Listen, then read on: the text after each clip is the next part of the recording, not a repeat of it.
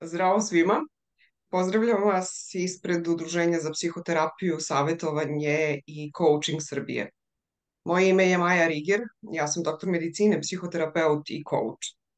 Tema današnjeg razgovora je etika u pomažućim delatnostima i prosto mislim da nisam mogla da pronađem boljeg sagovornika za ovu temu od mog današnjeg gosta. To je docent doktor Nikola Petrović, doktor psiholoških nauka, inače član Odbora za etička pitanja u Evropskoj federaciji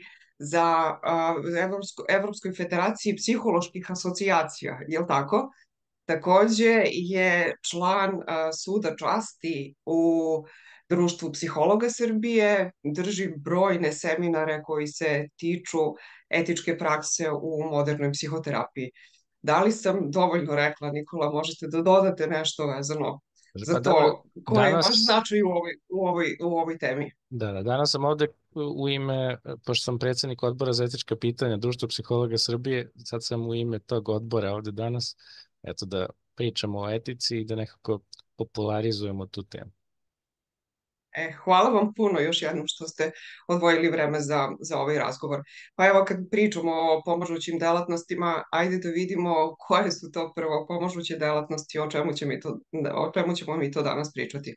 Da, pa to su uglavnom, dakle, medicina, psihologija i srodne humanističke nauke tipa defektologija, odnosno specijalna pedagogija, pedagogija, andragogija, i tako, mislim, uglavnom obuhvata s tim i socijalni rad, s time što često oni koji se bave pomoćnim delatnostima pripadaju i nekim drugim profesijama, posto danas sa bolonjskim sistemom uvek je moguće studirati nešto drugo, naučiti nešto novo, preorijentisati se i tako dalje. Tako da u principu uglavnom su znači to pripadnici najviše psihologa, a onda i ovih svih ostalih, ali definitivno je za sada otvoreno za sve. Mhm.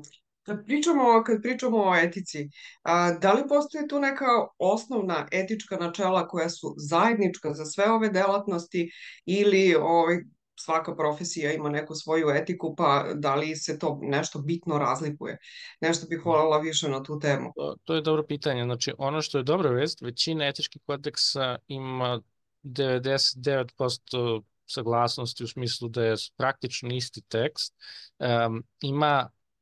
Najveći problem je to što kod nekih kodeksa fale elementi koji bi možda trebalo da budu prisutni, a postoje u drugim kodeksima, znači nije do nekih protivrečnosti, nego više do nedostataka, odnosno nepredviđanja nekih situacija i onda to može kasnije stvoriti probleme u radu disciplinskih tela i generalno ljudi koji mogu biti oštećeni ukoliko neko obavlja nešto što je neetično. Znači, u stvari, glavna stvar je predvideti koje su sve to mogućnosti koje bi mogle potencijalno da se dese i onda da kodeks obuhvati takve stvari. Ali ponekad je teško pisati te kodekse, pre svega zato što postoje različiti interesi ljudi koji sede u tim telima koje prave kodekse, znači pre svega ih prave ljudi, jel? A zatim tu su različite neke druge stvari, tipa da li će taj kodeks da se meša u druge profesije, da li na neki način pokriva nešto što možda ne bi smjelo da pokriva i takođe promenljiva praksa. Znači, danas se koristi u psihoterapiju, u savjetovanju i virtualna realnost, različiti neki aparati, zavisno od vrste psihoterapije i tako dalje. Tako da, na primjer, evo, mi sad pričamo preko Zooma, znači, tokom pandemije mnogi terapeuti su morali da ovladaju virtualnim tehnologijama da bi nastavili da rade sa klijentima, tako da takve stvari nisu u kodeksima zato što kodeks ne prati dovoljno brzo takve promene u društvu. A evo, pominjete kodeks. Ja nisam čula tu zakon. Kodeks obično daje smernice, definiše odgovornosti, neke standarde određuje. I koliko znam, kodeksi nisu zakonom obavezni. Kako je sam tu relacija? To bih voljela malo da nam pojasnite. Jasno. Pa, zavisno od upravu ste, ali to odgovor zavisi od struke koje pripadate. Naprimjer, za lekare, oni imaju lekarsku komoru, tako da tehnički, a ukoliko neko ne poštuje taj kodeks, mogu biti isključeni iz komore i to praktično znači za njega završetak njegovog profesionalnog rada kao lekara u ovoj zemlji. S druge strane, psiholozi u zakonu o psihološkoj delatnosti se pominje da svi psiholozi, bez obzira da li su članovi društva psihologa, moraju poštovati etički kodeks društva psihologa Srbije. Znači, zakon se poziva na taj kodeks, iako je kodeks napravilo samo udruženje građana. Tako da za psihologi takođe postoji ta obaveza. Međutim, pravo ste da za ostale struke ne postoji. A mi znamo da ne postoji, to smo više puta ponavljali i slušali da ne postoji zakon o psihoterapiji, što naravno ne znači da je to potpuno neuređeno područje. Šta po tom pitanju možete da nam objasnite? Mi psihoterapeuti, posebno oni koji imaju neki drugačiji profesionalni background, a nije psihologija, kojih se zakona, kojih se kodeksa, smernica mi pridržavamo u radu? Evo recimo moj slučaj, ja se uvek pitam šta je starije. Ono što sam, ono što preporučuje profesionalna etika lekara ili ono što je vezano za psihoterapiju. Jasno. Pa ono što je dobro je da, na primjer, profesionalna etika lekara i profesionalna etika psihoterapeuta nisu u koliziji, pa sada da jedan kodeks kaže jedno, drugi drugo, niti da zakon kaže nešto što bi specifično narušavalo ono što piše u kodeksu, to je dobra vest. Loša vest je da nema zakona o psihoterapiji, da to nije uređen ni za savjetovanje, ni u coachingu, a ako se i bude doneo zakon o psihoterapiji, što se ja nadam da hoće, ali ipak je to još više godina ispred nas. Evo, ako neko gleda iz političara naš podcast ili kako se već zove, onda apelujem na njih da donesu taj zakon. Ali što se tiče toga da li će to regulisati, to će vjerojatno regulisati sama oblast psihoterapije, tako da će savjetovanje i coaching ponovo ostati van toga i relativno svako će moći da se nazove, na primjer, coachom ili kao što danas znamo, life coachom, bez obzira što nema možda potrebnu stručnu spremu ili dovoljno obrazovanja i tako da, ili možda odslušao samo kurs od 2 sata pa se predstavlja tako. Tako da, psihoterapija će jednog dana biti uređena, kao što je, na primjer, i u susednoj Hrvatskoj, ali neke stvari će ipak, kao, na primjer, coaching, ostati verovatno van zakona. Kad je pitanje drugi zakoni koji rukovode našom praksom, to je pre svega krivični zakon, porodični zakon, zakon o zaštiti lica s mentalnim smetnjama. Znači, postoje neki zakoni koji regulišu na koji način i kako mi treba da radimo. Najveći deo toga, kad je pitanje poverljivosti, je u krivičnom zakoniku, a ove ostale stvari u nekim drugim zakonima koji zabranjuju diskriminaciju i tako dalje. Ali, znači, praktično u ovom momentu jedan psihoterapeut ili bilo koliko radi u pomažućim delatnostima, tako mora praktično da zna više zakona, odnosno više tih nekih elemenata tih zakona da bi bio dobro upućen u tom šta je dozvoljeno, šta nije dozvoljeno, kad treba da, na primjer, prekrši poverljivost, kad ne treba i tako dalje. Evo sad u ovim odgovorima ste mi otvorili još neka pitanja.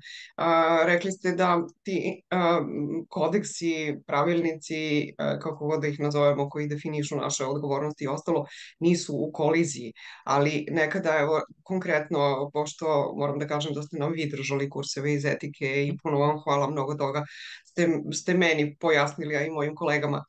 Evo recimo upravo to, zakon o poverljivosti, o čuvanju podataka, pa onda kaže ako ste psiholog, onda morate to da prijavite, ako ste lekar, onda to ne morate da prijavite.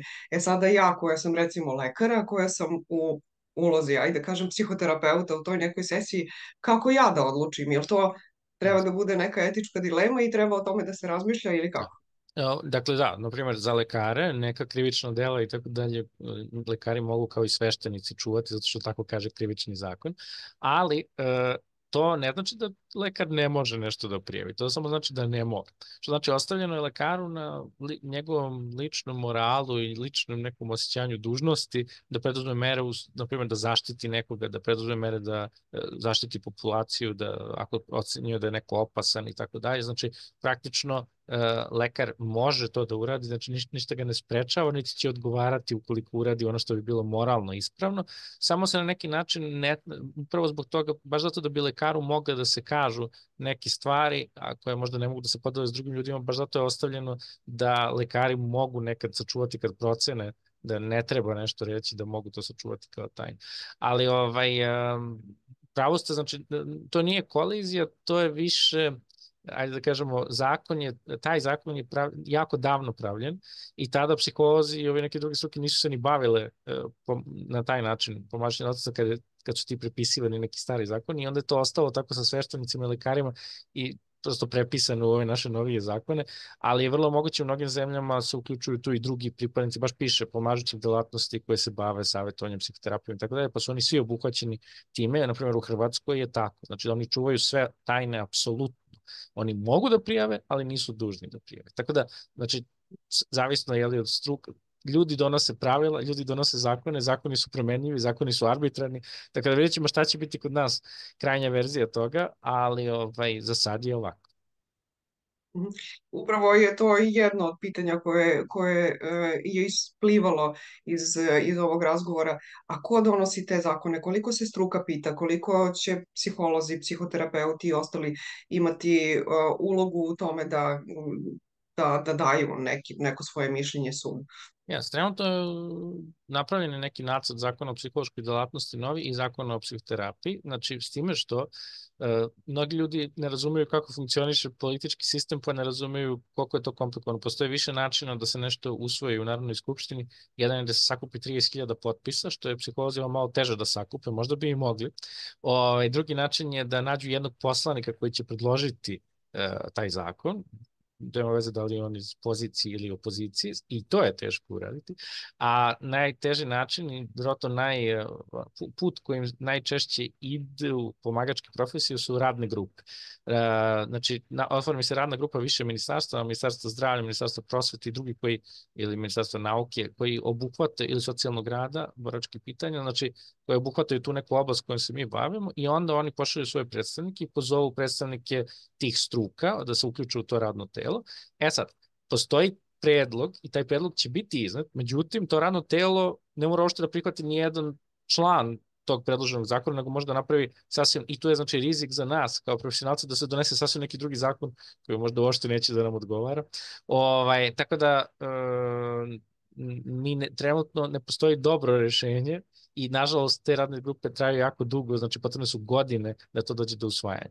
Znači, tako da sve zavisi od političke volje. Ukoliko se proceni da je dobro za državu Srbiju da se donese novi zakon o psihološkoj delatnosti i psihoterapiji, što je svakako dobro za narod i zaštitit će ljude od nekih neproverenih ljudi koji se bave nadrilekarstvom ili čime već. Ali opet s druge strane, na ovaj način mi ostajemo dok se to ne reši u nekoj sivoj zoni. I onda se tu svakakve, naravno, stvari dešavaju kad je nešto u sivoj zoni i praktično država nema dobru kontrolu nad tim. Ali eto, za sada nema trenutno volje da se to reši, odnosno nekako vjerojatno ne smatra se toliko važno u ovom momentu. Mislim da je to jedan od problema, da se mentalno zdravlje i o čemu pričamo o pomažuće delatnosti ne doživljavaju dovoljno ozbiljno i dovoljno od značaja ako je već takva situacija. Ne deluje mi nešto mnogo optimistično, iskreno, ovako kad kažete neko vrzino kolo je tu, treba neko da pokrene, neko da odluči, pa onda vrati na početak i slično. Baš onako deluje prilično loše. Dobro, evo pominjete nadležne institucije, pominjete neka nadležna tela, ovlašćena tela ili kako se već zovu. Ko je to ko procenjuje da li je neko nešto činio, odnosno nije činio u skladu sa etičkim pravilima i ko može da sankcioniše ukoliko se neko od pripadnika pomažućih delatnosti ne ponaša u skladu sa kodeksom? Jasno. Pa pazite, u lekarskoj komori postoji disciplinska komisija, na primjer u Društvu psihologa Srbije postoji sud časti i tako dalje. To su, znači, obično se zovu tako, znači sud časti ili disciplinski odbor, to su tela koje odlučuju da li je došlo do prekršaja, to izgleda bukvalno kao pravo suđenje, znači tu imate sudije koji su kao neka vrsta porote, imate izvođenje dokaza odbrane, izvođenje dokaza onog koji tuži i praktično i svedoci ili eventualno neki materijali koji se prilažu uz to i onda na osnovu svega toga sud mora da donese odluku da li ima dovoljno dokaza ili nema dovoljno dokaza za osudu i praktično onda tu presudu donose i šalju na te različite adrese. Ono što je dobro, na primjer, moje iskustvo je tako na svu sreću da većina psihologa prizna, pa nam bude lakše, ali ako ne prizna, onda mora da dođe do tog suđenja, koje je često vrlo neprijatno i ljudi zato izbjegavaju da se nađu u takvoj poziciji zato što ne vole da tuže kolege, a ima i jedna druga varijanta, ono vrani oči ne vadi, tako da ne znamo zašto nema toliko i zašto neki pokrivaju nekim drugima leđa. Ono što vidimo da uglavnom ljudi prijave kolege onda kada se zamere. Znači onda oni kažu, sad ću da tvoj prljav veš iznesem i onda ih prijave. Druga varijanta je da sami klijenti, odnosno naši korisnici usluga prijave, međutim oni ne znaju da to mogu i vrlo malo njih to radi. Uglavnom su svi slučajevi vezani za starateljstvo, znači odnosno veštačenje prilikom dodeljivanja starateljstva i to su uglavnom sve vrste žalbi koje dobijamo od običnih ljudi. Ajde, tako da ih nazovemo. Evo sada ovo za lekare to manje više svi znamo, a ovo za psihologe ste sada objasnili, a šta je sa ljudima recimo koji su sociolozi, koji su pedagozi, defektolozi, Jasno. koji se bave psihoterapijom, kome oni pod navodnicima odgovaraju? Jel za njih postoji sučasti? Da, pa pazite, problem je u tome što je sve trenutno bazirano na bazi udruženja.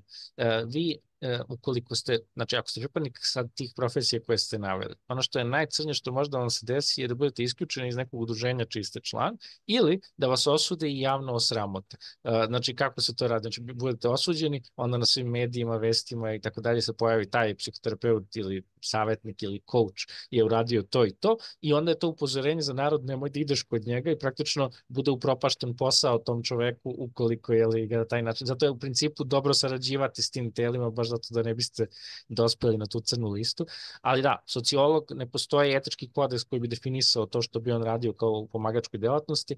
Za neke postoje, za specijalne pedagoge postoji kodeks, ali nisam siguran da postoji telo koje bi moglo da primeni silu nad njima, da ih izmeni, znači ne bi bilo nekih posledica u smislu osim ovo što sam rekao, javnog ocrnjivanja.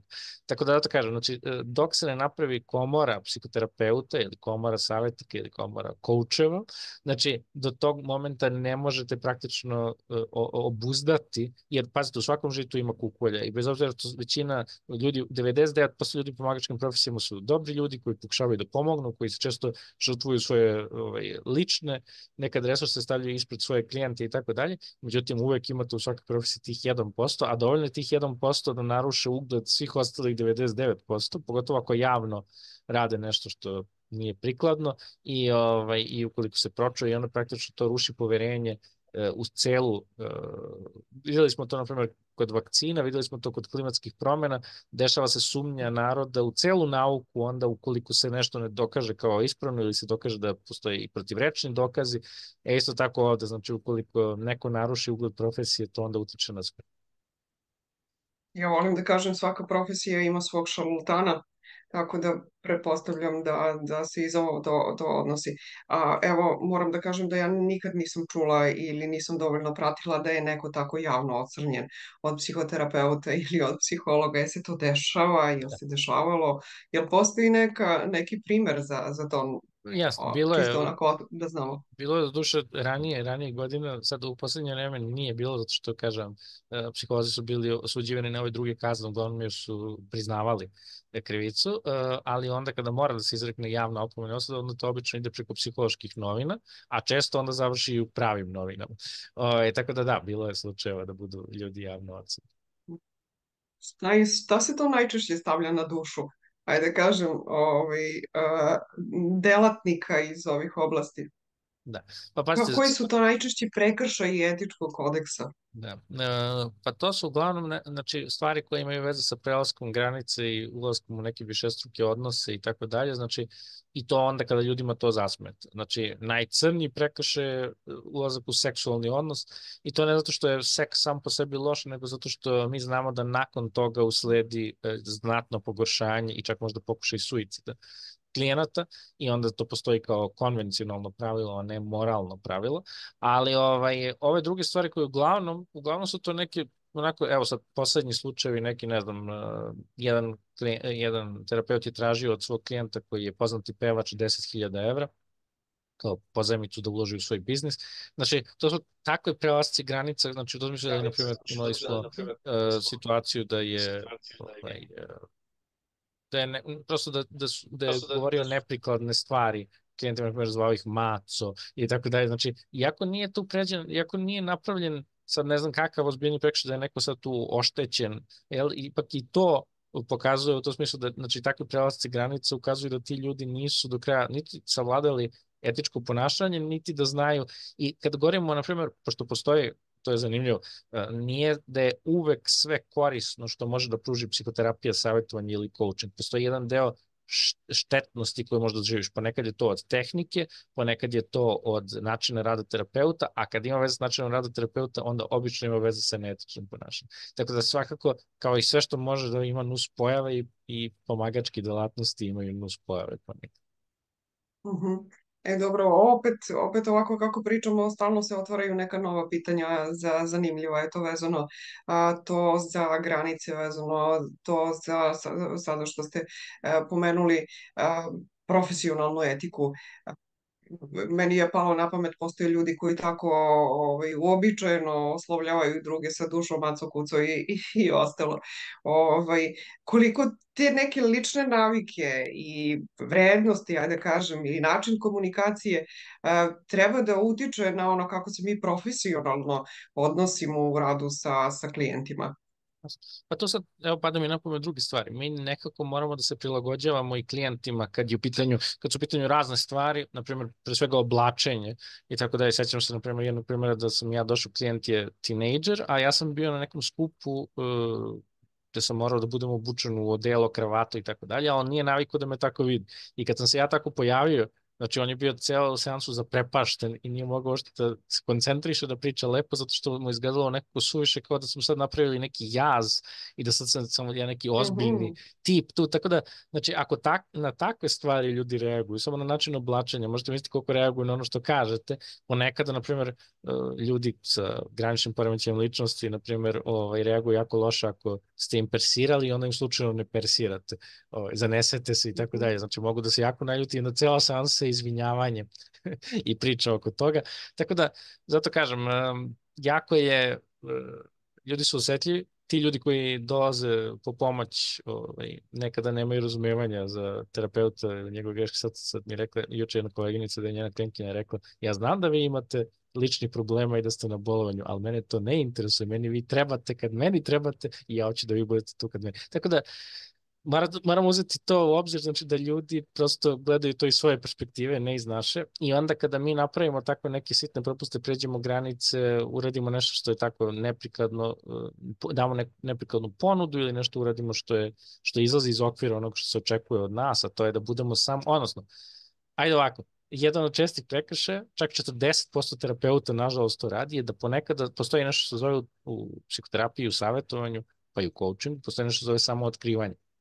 Samootkrivanje je kada terapeut ili pripadnik pomoćne delatnosti, pomažuće delatnosti, kaže klijentu, odnosno korisniku usluga, nešto o sebi, ali to nešto o sebi bude neki problem koji je on prevazišao sam, ranije u prošlosti. Na primjer, ja ponekada klijentima koji imaju strah od lifta, kažem da sam i ja to imao kao tinejdžer i kako sam to prevazišao. I to može biti korisno, jer sam onda ja klijentu i neka vrsta uzora i može nekako da vidi da sam i ja samo čovjek od krvi i mesa i nauči kako sam ja to prevazišao, pa možda vidi da i on to može.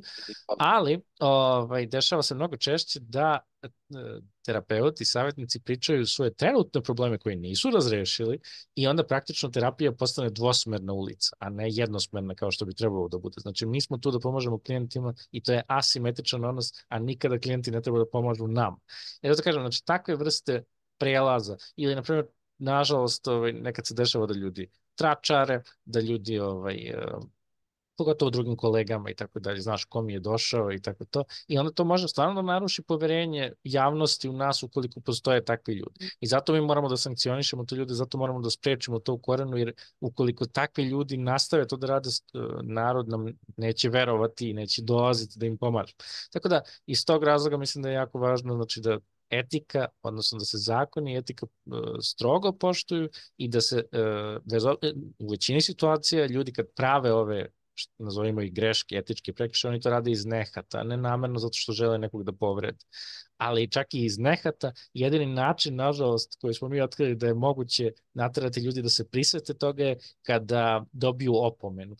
Naprimjer, neko ko je malo neoprezno vozi, on dobije opomenu kada se sudari. I onda bude oprezniji i tako dalje i pazi više. A mi nemamo drugu vrstu opomenu nego neku vrstu kazne. Znači i tek kada neko bude opomenut i kažnjen, mi tada možemo praktično da sa prilično velikom sigurnošću kažemo da je manja šansa da će da bude ponovni prestupnik, zato što onda zna da je pod prismotrom, jel? I da sada, znači, ili će možda morati da sluša neke dodatne sate edukacije i da shvati gde je pogrešio. Upravo sam to pomislila ovakvi razgovori, kursevi koje držite vi, onda bilo, ne znam, nekakva predavanja, podcast ili bilo što može da deluje preventivno. Ali ste sad rekli, koliko sam shvatila, samo otkrivanje je u redu, onda ukoliko je od koristi klijentu. A isto tako ste pomenuli na početku da nije sve ono što mi radimo kao psihoterapeuti ili psiholozi na korist klijentu. A gde je tu granica i kako je mi procenjujemo, kako određujemo, šta je ono što je relevantni zahtev koji mi kao deo pomažućih delatnosti možemo da radimo? Ajde da se vratim, pošto ste vi lekar i to znate, prvi zakon je, odnosno prva obaveza je Hipokratova zakletva, odnosno ne navoditi ljudima, ali u psihoterapiji i savjetovanju postoji dodatni uslov, a mora se i pomoći, nije samo dovoljno ne navoditi. Znači, tako da, znači, taj drugi etički princip da mora i da se pomogne, a ne samo da se ne navodi, je upravo to. I sad neko može da pravi tu granicu, znači, gde je to što je štetno, gde je to, znači ovako, ako će klijent biti eksploatisan, ako će klijent biti u nekom položaju da se on osjeća loše zbog ponašanja terapeuta, ako osjeća da je na neki način prozvan, omalovažavan, osuđen zbog nekih svojih verovanja, reči i tako dalje, ismejan. Znači, nemojte misliti da terapeuti nisu savršeni, ponekad to urade takve mikroagresije slučajno, zato što se prosto zanesu i brže im bude jezik od pameti, pa tako nešto kažu. Tako da, znači uvređen ili na drugi način nekako da se osjeća prosto loše. I takođe, naravno, ukoliko postoji direktna neka šteta po njega, zato što terapeut primenjuje na njemu nešto što bi moglo da bude potencijalno za njega neprijatno. Sad, šta tu govorimo? Znači, postoji, ajde da uzmemo ovako, znači neke tehnike koje su prilično poznate kao što je, na primjer, mindfulness, nažalost, za jedno 5% stanovništva planete Zemlje nije prijatna aktivnost i oni ne treba da učestvuju u tome. I kad bi terapeut insistirao na tako nečemu, on bi stvarno nanosio štetu. Znači, ti ljudi dobijaju pojačanu anksioznost ukoliko rade mindfulness. Iako je, znači, za 95% ljudi to jako prijatno i pomažuće, za 5% nije. Isto produženo izlaganje za traumatizovane ljude. Kod 20% ljudi nije prijatna aktivnost, odnosno pogorša im stanje. Tako da to kažem, znači mi moramo da znamo da ono što primenjujemo nije slično, evo, mogu da vam dam bolji primjer. Nažalost, psihijatri ponekad se služe šacometrijom kada pokušavaju da daju lekove svojim pacijentima i probaju jedno, pa ako to ne radi, probaju drugo, ja to zovem šacometrija. Dakle, zato što prosto i ne znaju kako će taj čovjek da odreaguje na to. Oni znaju kako bi otprilike mogao da reaguje i šta bi otprilike bilo najbolje, ali prosto neki lek na nekog deluje prosto neočekivan i ne znam, ili prosto dovoljno da neko pročita nus pojave i da mu se već taj lek ne sviđa, pa onda nocebo efektom sam sebi izazove, na primjer, da mu se povraća i onda ima nus pojave koji ne bi ni trebalo da ima, samo zato što je to pročitao. Tako da, to kažem, to je nešto što je teško kontrolisati.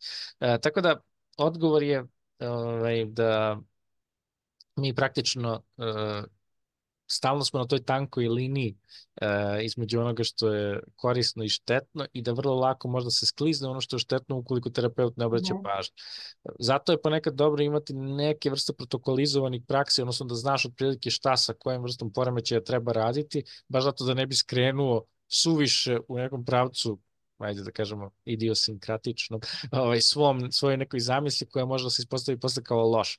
Tako da, znači, ukoliko se zna otprilike šta se radi tu i kako, šta bi mogu da bude cilj, šta želiš da postigneš, na koji način se otprilike to postiže, šta ću ja da upotrebim da bi mi stigli do toga, koji je neki, odnosno da terapeut ima plan.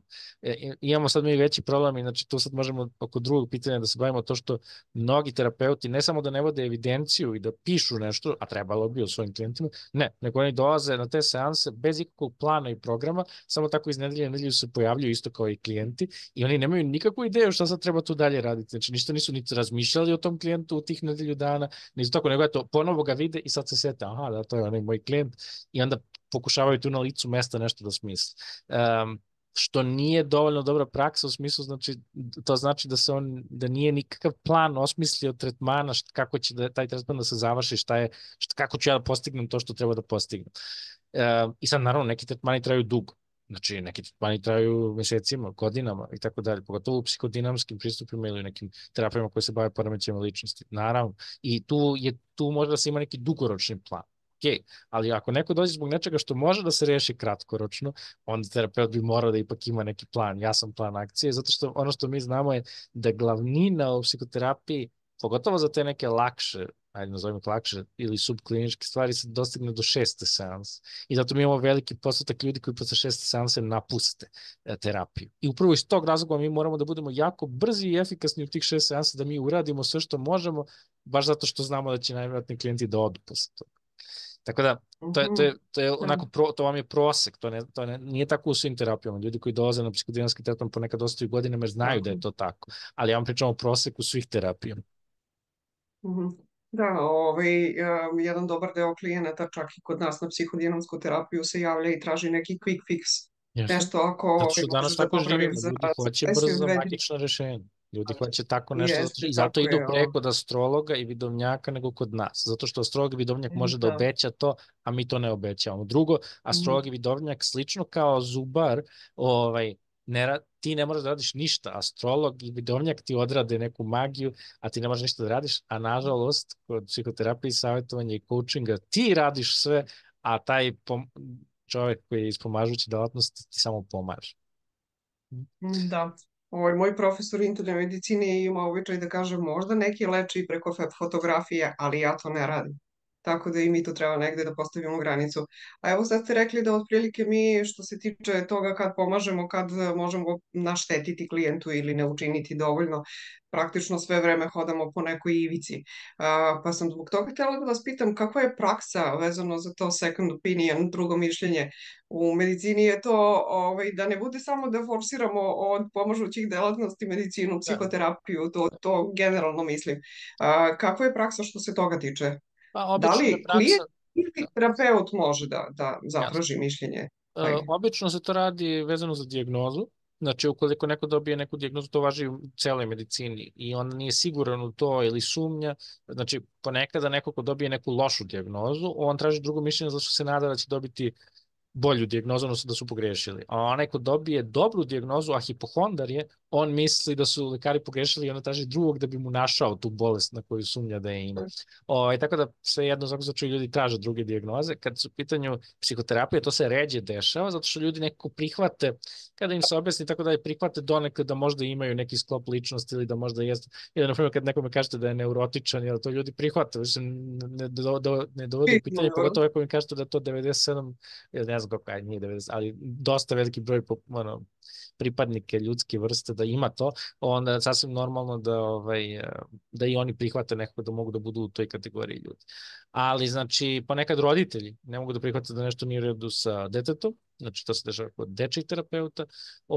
Takođe, može da se desi znači, da ljudi ne odu na drugo mišljenje u smislu da traže drugo mišljenje vezano za nešto, nego odu kod drugog terapeuta, zato što i prvi terapeut nije nisu kliknuli. Znači, ajde to tako da zovemo. Znači, postoji nešto isto kao na Tinderu, kao što neko može da ovako vrti prstom i da Se odredi da mu mečuje. se neko dopada ili ne. Isto tako klijent i terapeut moraju nekako da kliknu da bi dobro sarađivali. Jer sva istraženja pokazuju da je terapijski odnos jedna od najvažnijih stvari u terapiji.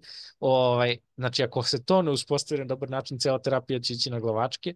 Prema tome, u principu, moraju da kliknu i moraju da imaju dobar, nekako da se dobro slažu, da imaju isti cilj, da su se sve složili oko toga šta će da rade, kako će da rade, i onda i taj element da li je nekom antipatičan ili simpatičan. Kada se sve poklope kockice, uglavnom se poklope, onda sve bude dobro i terapija napreduje, ali ponekada često se dešava da klijenti posle prve seanse se više nikad ne vrata ako im se ne svidi vaš stil. Možda je vaš stil suviše ozbiljan, a on voli nekako da to bude opuštenije, možda se suviše humoristični, a on ne voli tako. Tako da nekad ne znate šta će nekome ležati, šta će nekom prijati. Sad terapeut ne može da sad nagađa, nego će on biti svoj, autentičan i tako to. Eventualno će neka mala prilagođavanja napraviti u zavisno od uzrasta klijenta i tako to, ali znači u principu ne može svako sa svakim da klikne i to i terapeuti moraju da prihvate. Početnicima je to ponekad teško zato što misle da su nešto pogrešili, da su nešto propastili, ali iskusni terapeuti znaju da je potpuno normalno, da, mislim, čak su i srećni. Kad se klijenti ne jave, onda se vi nalite, eto, bolje im je i zato se više ne javljaju. A oni potraže drugo mišljenje, pogotovo, znači, ukoliko prethodni terapeut nekako, ako su osjećali da stagniraju i da se ništa novo tu ne dešava. Htela sam povodom ovoga sada što ste rekli još nešto da pitam. Slušala sam neke webinare u organizaciji nekih britanskih udruženja psihoanalitičara i slično i oni preporučuju takozvani probni sastanak, da vidimo i damo priliku klijentu da se predomisli. Da li bi to možda bilo rešenje? Da li je to nešto što bi bila dobra praksa možda u psihoterapiji? Da, u principu neki terapeuti u Srbiji ne naplaćuju prvu seansu baš iz tog razloga, da bi vidjeli da li će, odnosno i terapeut mora da proceni da li može da radi s tim klijentom. Nije to samo do klijenta da on sada hoće ili neće, nego terapeut, postoji nešto zove informisana saglasnost, znači taj papir koji se daje klijentu da potpiše, uglavnom se tako radi, se ne daje ukoliko mi procenimo da taj neko prosto prevazilazi naše kompetencije i da mi u stvari ne možemo da radimo s njim i tada se klijentu kaže nakon što smo ga saslušali, lepo pružili empatiju i shvatili o čemu se radi, da kažemo u tu smislu sad kad ste mi sve ovo rekli, ja sam shvatila da ja nisam dovoljno kompetentan da bi to rešio, ali znam ko jeste, ja ću vam sad dati telefon i zato vam neću ni naplatiti ovu seansu. Ja se izvinjavam što ja to ne umem, ali znam ko ume i sad ću da vas uputim. I mogu da preporučim tu osobu i mogu čak da sredim taj transfer, najavit ću vas da ćete se vi javiti. Znači, praktično, taj transfer treba nežno i dobro odraditi, ali znači u principu zaista mi ne treba da radimo, ako nismo kompetentni nešto da rešavamo, mi ne treba to ni da rešavamo. To bi bilo eksploatacija finansijska tog klijenta, a znamo da je to uzalud zato što mi to ne umemo da uradimo, to što bi on želeo da uradi. Da, to je prilično jasno da nije etički da radimo sa klijentom kome ne možemo dovoljno biti od pomoći ili kako god. A šta se dešava ukoliko mi imamo neke svoje lične, ajde kažemo, konflikte u smislu nečega vezanog za klijenta? Evo, ja sam slušala situaciju, na primjer, u kojoj se psihoterapeutu koji ima silna izvršenja kod sudskih izvršitelja, javlja sudski izvršitelj za psihoterapiju i kaže da ja to ne mogu da radim, ne bih bio dovoljno objektivan. Jer to nije diskriminacija onda? Gde bi Pa to nije, to je spadalo? nešto što se zove odbrambena praksa. To je, znači, mi to radimo da bi sprečili upravo da ne bi naneli štetu nekome, na primjer neko ko bi potencijalno imao problema, na primjer, ajde ovako, dozvamo primjer koji je jednostavni. Znači, na primjer, zamislimo da je neka naša koleginica bila prevarena od strane muža i da joj dolazi čovjek koji vara svoju ženu.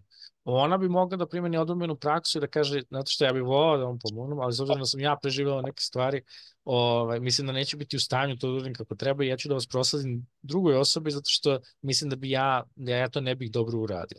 Znači, praktično, ta osoba, terapeut se tu brani od toga da ne bi naneo, odnosno čuva druge od sebe, da ne bi naneo štetu, da ne bi svoje vrednosti nametao, zato što će biti jako teško da se ona tu kontroliše i da nekako empatiše sa tim muškarcem koji prevario ženu ako je ona preživjela takav bol, pogotovo nedavno.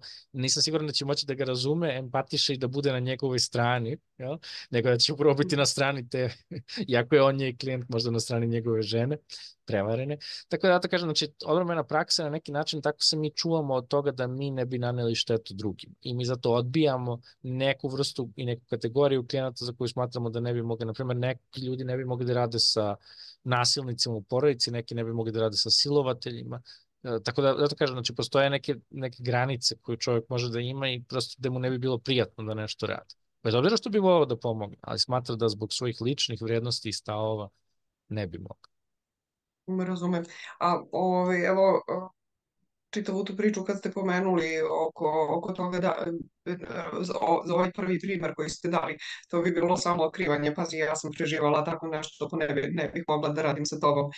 Na koji način jednostavno možemo to saopštiti klijentu što bezbolnije? Je li dovoljno? Ne, ja nisam prava osoba za Da, takav uglavnom se problem. kaže to da nismo prave osobe, da mi nismo nikad to rešavali, da ne umemo to da pomognemo na pravi način. I sad naravno nekad klijenti insistiraju i kažu, ali ja sam dobio preporuku za vas, ja znam da ćete vi to moći, tako da stavljaju pritisak na terapeuta i onda to ponekad nije lako. Uglavnom, mislim, dobra vest je da većina terapeuta ipak može da radi sa velikim delom populacije i da to nije problem, ali uvek imamo takve slučajeve, znači da prosto neko zbog svojih uverenja ili zbog nečega što je preživeo, da ne bi bio najbolji, što bi rekli, taj fit, odnosno da se ne bi dobro uklopio sa klijentom. Tako da, mislim da ovo kako ste vi rekli, da je to dovoljno dobar način da prosto neko proceni da kaže da nije, ne mora onda objašnjava zašto nije, ali prosto da kaže da nije kompetentan. Iz bilo kojih razloga smatra da neće moći da pomogne kako treba i da zato upućuje klijenta. I zato kažem, kad se to kaže na prvoj seansi, to nije toliki problem.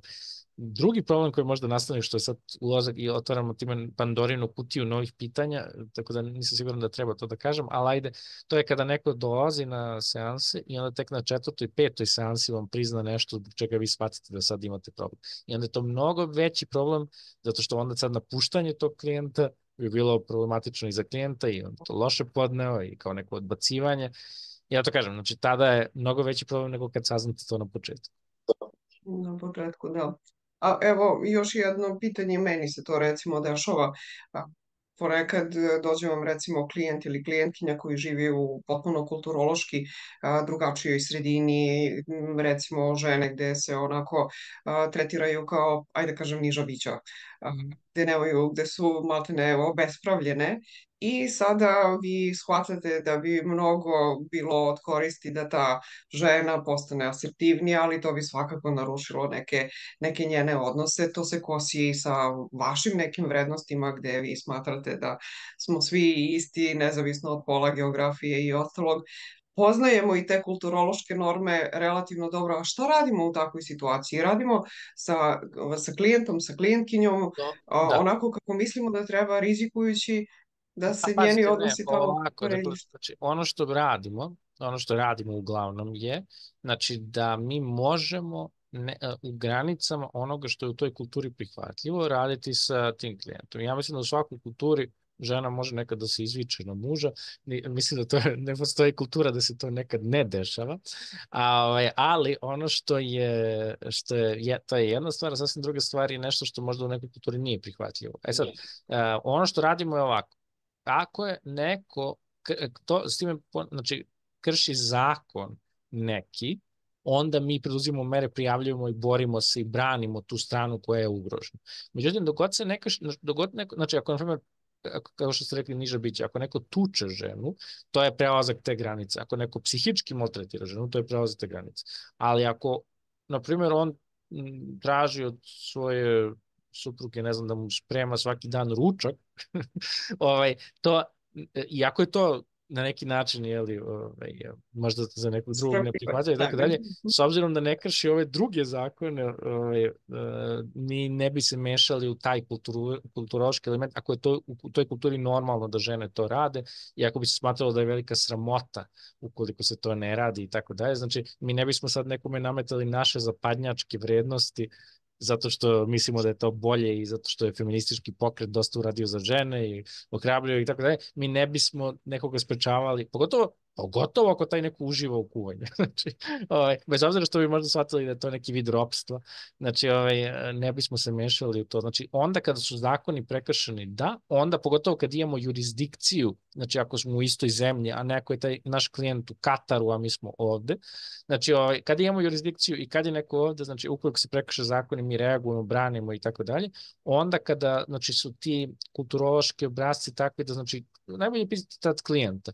kako je to u vašoj kulturi, kako su običajni porodični odnosi, na primjer u nekim kulturama se jako poštuju najstariji članovi porodice i sluša se šta oni kažu, bez obzira da li je to možda najbolji i prosto to se tako u tim kulturama radi. A ako bi neko prekršio to, mogao bi biti izopšten i mogao bi trpiti mnogo više posledice, zato terapeut ne sme da ga savetuje tako nešto da uradi, nego prosto u toj kulturi se slušaju te starije osobe i to je to. Dok god to nije protivzakonito.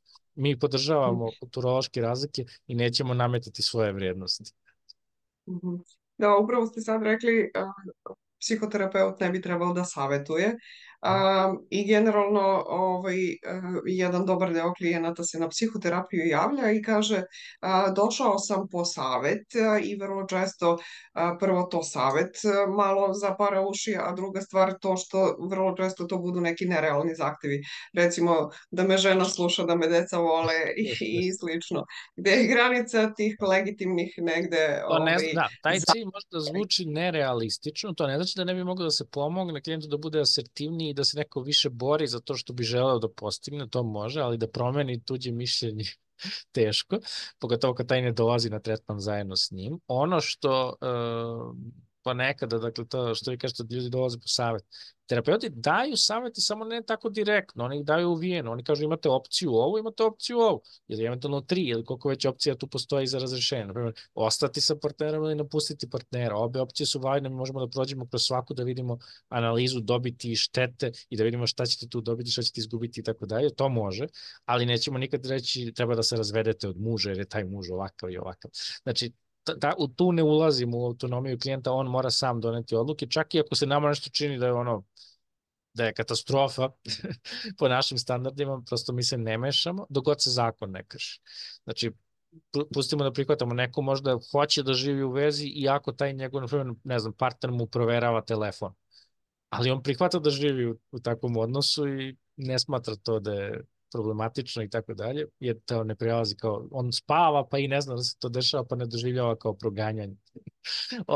Ali u svakom slučaju, znači ako neko hoće to da trpi, ko smo mi da kažemo da je to, mi možemo da se složimo da to možda nije prikladno i da zalaženje u tuđu intimnost i privatnost nije dobra stvar i da možda postoji tu sigurno i neki zakonske osnove, samo što su to sitna krivična dela i prekršaj.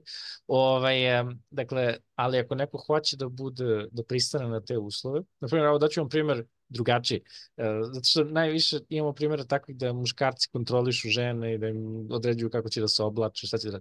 Ali evo vam drugačiji primjer. Znači, moj klijent, on ima devojku, ali ta devojka mu brani da on ide s drugarima u kafanu i brani mu da, znači, posle 8 uveče on ne može da ide napolje, zato što ona nema poverenja šta će on da uradi. I on trpi to i poštuje da bi ostao u toj vezi, bez obzira što su to ograničenja koje njemu ne prijaju zbog toga što se njegovi drugari ljute na njega i tako dalje. Znači, on je odlučio da živi tako. I zato kažem, ko smo mi da kažemo... To je njegov izbor. To je njegov izbor i mislim da isto važi i za ovu, ponekada, mislim, nekako imamo taj osjećaj da treba zaštititi žene i slažem se, naravno, i žene i muškarci i sve koji su ugroženi i decu, ali ako neko pristaje da živi pod nekim uslovima, dok god to nije nasilje u porodici, a to je ako postoji neka vrsta, znači, kontrole i ograničavanja koje može da ugrožava zaista spokojstvo i nekako ajde, spokojstvo je najbolja reč, te osobe, onda to jeste nasilje u porodici. Znači, to je neka granica koju mi sad pravimo u tom smislu. Znači, ako neko može da živi s time i prihvata to, to onda nije problem, ali ako neko se osjeća nemir zbog toga što mu neko drugi nešto nameće, onda je to već nasilje u porodici. Da, mi po stvari po izjavama klijenta tu kliničku procenu donosimo, zato što stvarno nekome nešto je katastrofa, a nekom je običan utorak. Zato što imaju različitu percepciju realnosti i nekako ne doživljavaju to kao strašnu stvar. i prihvatljivo mu je. Nekako sam shvatila iz ovoga što ste sad rekli da ono gde mi ne smemo da se mešamo i gde je jedna granica jeste da ne diramo autonomiju klijenta i njegovu slobodnu volju da donosi odluke. Sad bih se vratila na jednu stvar koju ste malo prepomenuli vezano za te beleške i vezano za to kako mi vodimo neku evidenciju o klijentima, pa koliko god je coaching na lošem glasu, a ja sam i coach, mi imamo nekakva pravila, posebno ako se profesionalno bavimo time, da pišemo obavezno refleksije na sve to i slično. Tako da što se toga tiče u coachingu, eto možda jedna dobra stvar koja je kao pravilo. Mislim da A to ljudi me dovodi do mešaju, pitanja. Molim? izvinite, mislim da Mhm. sam bi jednu reč rekao, mislim da pa neki ljudi mešaju life coacheve i stvarne stručnjake coacheve, jer stručni coaching nije isto što i life coaching, odnosno neko ko je, eto tako, pročitao neku knjigu i sad hoće da zarađuje pare i da obmanjuje javnost, znači kako ih je nažalost mnogo više coacheva, i pravi stručni coaching koji je u stvari stručnjak koji se bavi mentalnim zdravljem i zna to, a coaching primenjuje zato što je prosto to primereno toj osobi ili zato što, ajde da kažemo, neki klijenti ne vole da idu na terapiju, ali da idu na coaching mi zvuči dobro, jer zvuči pozitivno, zvuči kao unapređenje Tako je. ličnosti i Mhm. onda bi pre došli na coaching nego na terapiju. Ali postavite Da. pitanje, izvinjavam se što sam ga prekinuo. Da, htela sam da kažem, evo, dobro i o tome možemo pričati i o coachingu u nekoj drugoj prilici više na tu temu, ali sam htela da to mi je služilo u stvari kao šlagvort da vas pitam o toj poverljivosti i o tim beleškama i o tome koliko opet jedno pravilo koje verujem da je u svim pomažućim delatnostima manje ili više isto, ne odajemo tajne koje čujemo od klijenata, beleške naše ne smiju da dospiju u ruke drugima, a evo po televiziji svašta gledamo da se Ja. maše zdravstvenim kartonima iz mentalnih institucija i ostalo. Kako bi trebalo stručna javnost da reaguje na to? Ja, pa mislim, naravno, bilo bi dobro da bude osude svake tako, mislim, bilo kakve privatne, znate, onaj zakon o zaštiti podataka o ličnosti i svašta nešto drugo, znači postoje tu vrlo strogi zakoni, šta može, šta ne može, uglavnom mi moramo sve to da čuvamo, da obezbedimo pod ključem, na laptopu sa teškim šiframa, na našim telefonima isto sa teškim šiframa, upravo zbog toga što bi neko mogu da ukrade telefon i da dođe do svih naših klijenata. Znači, svake mere bezbednosti moraju da se preduzmu da ne bi došlo do toga, jer svašta je moguće u životu da se desi, ne možda predvidiš prosto šta može da se desi. Ono što je ključno je da ta dokumentacija, znači, ok, za vreme života i do penzionisanja ljudi to čuvaju, ali mi smo dužni da to čuvamo i nakon penzionisanja i eventualno nakon smrti, što znači da praktično mi moramo da preduzmemo mere da znamo unapred šta će biti s time i ako mi umremo pre nego što smo planirali. Tako da, mislim da je briga oko dokumentacije, oko poverljivosti toga je jako važno da to ne dođe u ruke neke spremačice koja će da otvori neki ormančići da smo mi to ostavili ili ne daj Bože članovima naše porodice koji bi bili naslednici naše imovine. Znači mi moramo da obezbedimo da to ne padne u ruke pogrešnih ljudi. I da to ostane nekom udruženju ili nekom kolegi koji će dalje korake preduzimati s tim. Takođe, posle nekog vremena kartoni pacijenata mogu i da se uništavaju, postoje neki zakonski odredbe kad to može i tako da na neki način moramo voditi računa da budu zaštićeni. Ja sam pričao o dokumentaciji iz drugog ugla, a to je, postoje ljudi koji to rade revnosno i dobro. I ja se nadam da ove mlade generacije da mogu da ih ubedim kada im držim ta predavanja da stvarno rade to kako treba. Nažalost, ima ljudi koji, eto tako, kao što sam rekao, samo se pojave od seansa do seansa, ništa ne rade, ništa ne pišu, sve drže u glavi dok mogu, dok su mladi.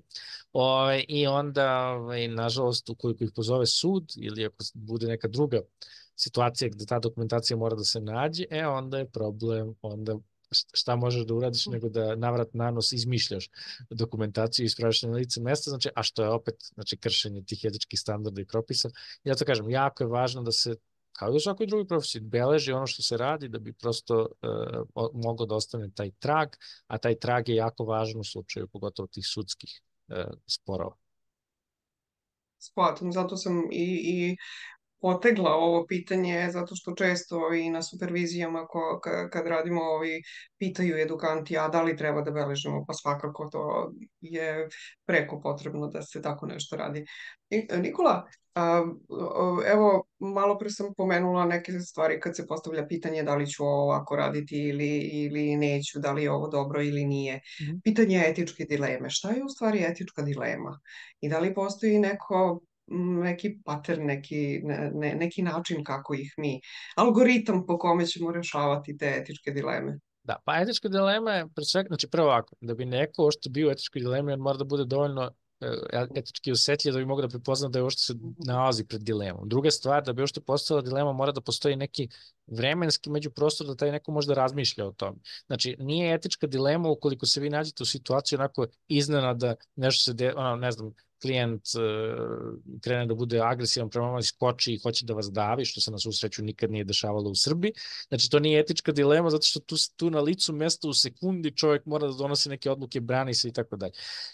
Ali, znači, kada čovjek ima vremena da razmisli, znači, i kada je u takvoj situaciji da može da probere više opcija šta treba uraditi, onda govorimo o etičkoj dilemi. Znači, ne govorimo o etičkim dilemama onda kada nema prosto vremena da se odreaguje. Ali, znači, kada postoji, onda osoba može i postoji algoritam za to. Algoritam je da prvo mora čovjek, znači, da na neki način preispita šta se dešava, znači koja je to vrsta etičke dileme, šta je pitanje koje je postavio sebi. Drugo, da li je što njegova odgovornost to da rešava. Nekada mi radimo u nekoj ustanovi, udruženju ili gde god, onda je to problem ustanove, a ne naš lični. No? Takođe, znači, onda sledeći prvi korak je da se konsultuju kodeks, zakon, supervizor, neki drugi kolegi koji se bave time, evo, ljudi često mene zovu pa pitaju šta da radim. I onda, znači, da prosto preispituju šta su mogućnosti, ponekada postoje 2, ponekad 3, šta se može da se uradi, kad donesu odluku, da preispituju da li bi to što sam uradio mogu da preporučim drugima da urade, da bi mogo javno, na primjer, na kongresu psihoterapeuta da kažem, ja sam to i to uradio, treba i vi to da radite.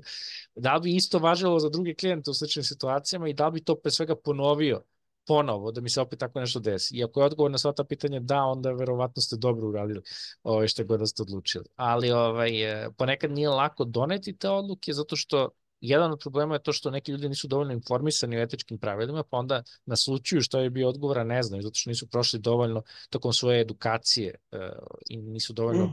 Etika se nekako, nažalost, obrađuje pripadnicima pomažući delatnosti, etika zvuči kao nešto dosadno, zakonski, filozofski, šta će mi to, i tako je to neki pasus u nekoj knjizi, nije nešto čime se ozbiljno bave i smatraju, nisu pasionirani kao ja da se bave time. Ali zato kažem, znači, što je veća edukacija, ovaj podcast, ovo što radimo danas je neka vrsta edukacije za ljudi, ja se nadam da će ga ljudi gledati, ali znači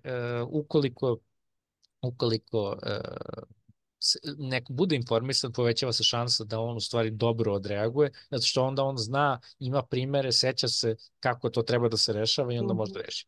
Ponekad ljudi ne znaju i onda upravo zato naprave te etičke greške, zato što nisu prosto sigurni šta treba uraditi i onda donesu pogrešnu odluku. A recite mi, kad su u pitanju etičke dileme, da li postoji jedno ispravno rešenje?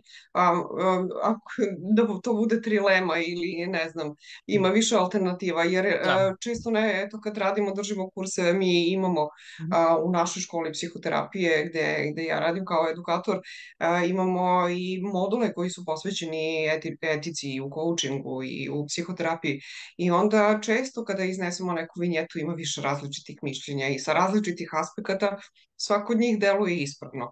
Da li ima jedno jedino ispravno rešenje? Ne, život nije tako jednostavno. Ovo nije psihoterapija, psihologija, to nije hard science, što bi rekli da je 2 plus 2 4. Ovde ponekada postoji više mogućih rešenja i koje su samo manje ili više prihvatljiva. Sad, nekada su ograničenja jasno. Naprimjer, nikad nemamo seks sa klijentima, to je jasno.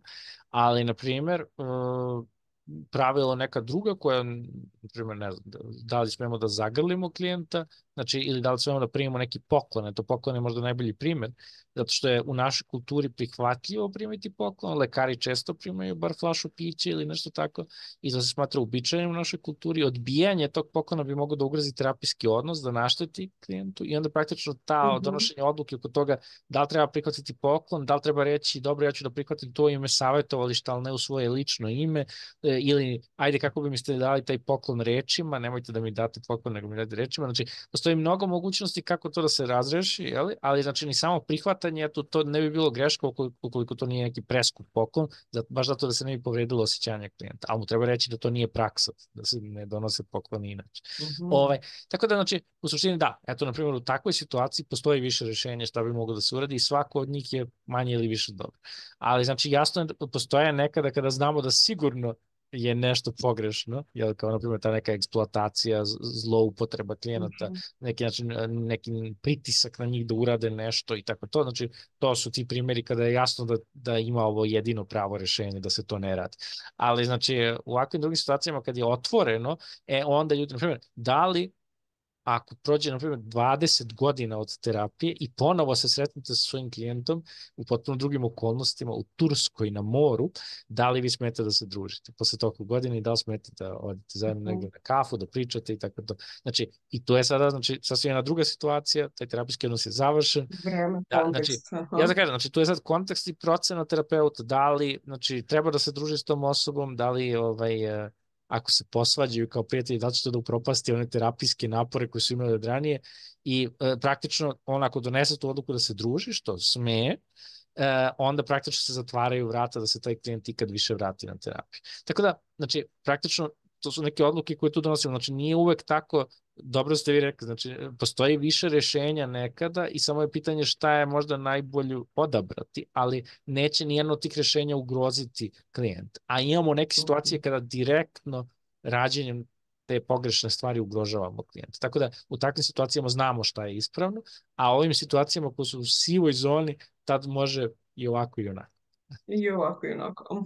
Dobro, jel postoji nešto što se zove etička intuicija? Nešto, evo sada ne znamo dobro kodeks, nismo svaku tačku pročitali, ne znamo konkretno u nekoj situaciji, oslonimo se na intuiciju, procenimo da li je to okej. To je neka vrsta, ajde da zovemo to neki običan osjećaj za moral koji ljudi imaju na osnovu toga što su u porodici i u školi stekli i znaju šta je rđavo, šta je dobro. Ajde, to tako možemo da zovemo. Znači, svi ljudi imaju, to mogu da prave procenu, primjer, svi znaju da je pogrešno krasti i tako dalje.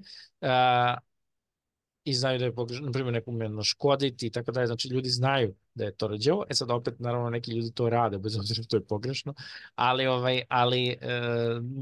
znači, postoji konsenzus oko toga da li je nešto dobro ili nije. Ali evo, gledajte, čak i u tom primjeru, ja mogu da vam nađem takav primjer. Znači, ukoliko vi imate malo dete koje će umreti od gladi, a nemate novca i vi ukradete hleb da bi dete moglo da jede, tad bi se smatralo da je ispravno što ste ukradili taj hleb jer ste stavili ljudski život ispred i spašavanje tog života ispred lopovluka, odnosno smatrali ste da je to važnije moralno učiniti nego što bi bio ovaj prekršaj. Tako da kažem, nikad nemate to jasno. Na primjer, laž je generalno loša stvar, ali ako će ta laž da spasi drugi ljude, mislim, evo, nacisti, ako dođu na vrata, definitivno treba da mi kažete nema ovde Jevreja, nijednog nema ovde. Znači, zato što ta laž onda čuva ljude i spašava živote, iako je laž samo po sebi loša.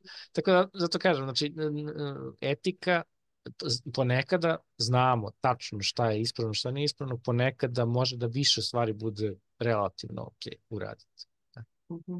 Znamo, taj primjer koji ste rekli, možda legalno to nije ispravno, ukrao si nešto. I ja na predavanju iz etike često uzmem slučaj i onu priču o Robinu Hoodu. Da li je Robin Hood dobar i ispravan ili nije, da li on postupa etički ili ne, pa onda ajde vidimo sa kog aspekta je to okej. Pa dobro, sada ste rekli, eto, malo dete otprilike zna šta je dobro, šta nije, šta je ispravno, šta nije. To jednim delom uči iz porodice, a da li postoji neki biološki determinizam, jel se nasleđuje ta etičnost? Možemo li da budemo rođeni etični?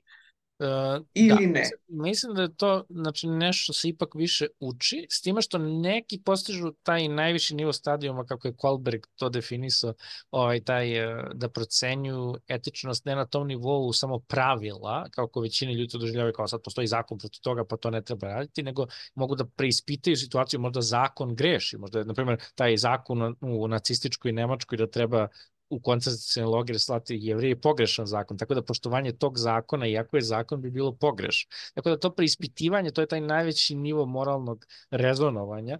Ljudi koji dostignu to, a ne mogu su ljudi da ga dostignu, pravo se da postoje možda neka kognitivna ograničenja, i tako da ih nazovemo, oni ljudi koji dostignu taj nivo, oni mogu na tom najvišem nivou razmatrati da li je nešto etično ili nije. Ali kako se to postiže, to treba morali da pitamo psihologi koji se bave moralnim mišljenjem, ali mislim da za većinu psihoterapeuta to nije problem zato što uglavnom su naučeni šta je dobro, šta je loše.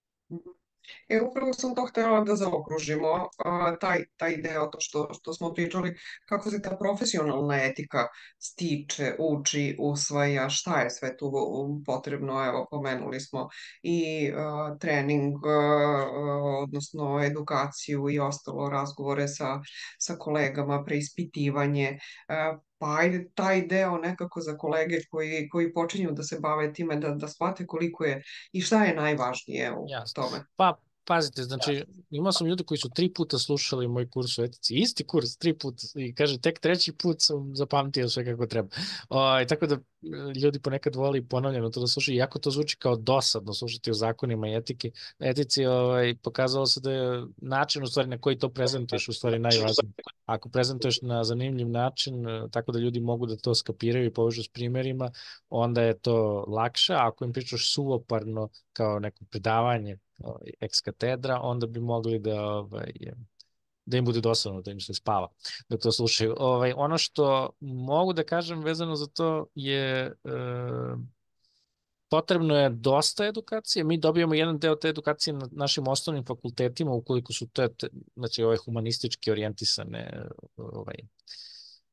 profesije, znači i socijalni radnici uče etiku u socijalnom radu, tako da definitivno znači sve te pomagačke profesije na neki način uče o etici, međutim, opet kažem, to zavisi od toga da li je student pročitao što to, ako to nije odgovarao na ispitu, vrlo moguće će to zaboraviti. Onda tokom same edukacije za psihoterapeuta, savjetnika, kouča, to se dodatno uči, ali opet i tu može da se desi, nažalost, znači, zato, na primjer, može da se propusti 1 ili 2 predavanja u toku godine. Ima onih koji preskoče baš to iz etike. I onda se mi najviše plašimo takvih ljudi koji su preskočili to.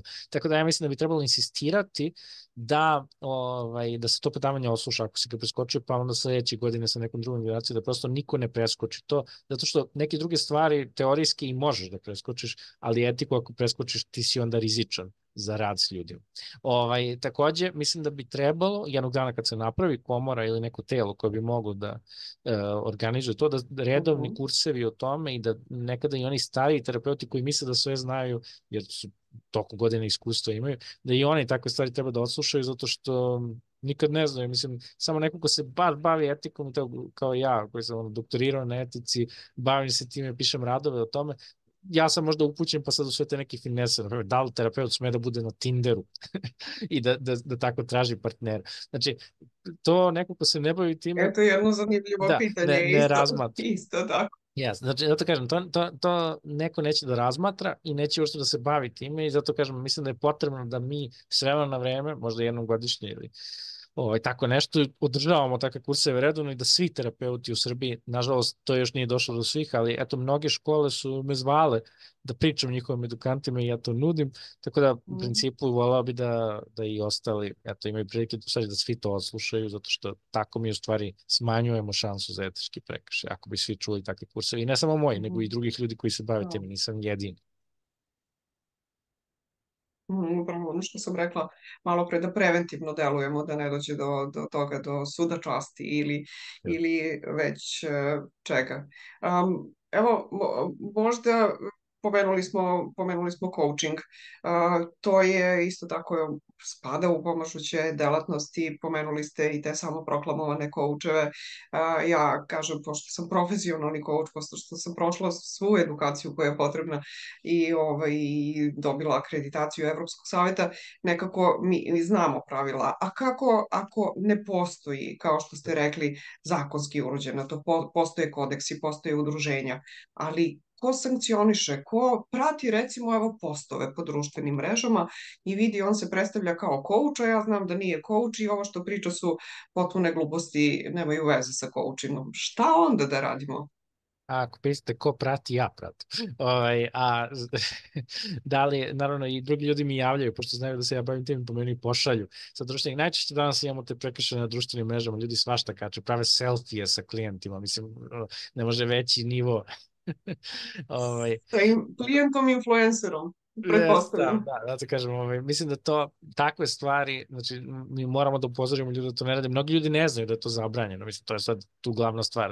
Postoji neke ograničenja i zakonske ograničenja, na primjer, za reklamiranje psihologa i lekara, a ne postoje, na primjer, za reklamiranje pedagoga. Znači, pedagog može da radi šta god hoće, može da se reklamira, a psiholog i lekar ne može, zato što zakon im zabranjuje. Tako da kažem, mislim da ljudi prosto moraju da znaju gde su ta neka ograničenja. Pitanje je jako dobro za coaching.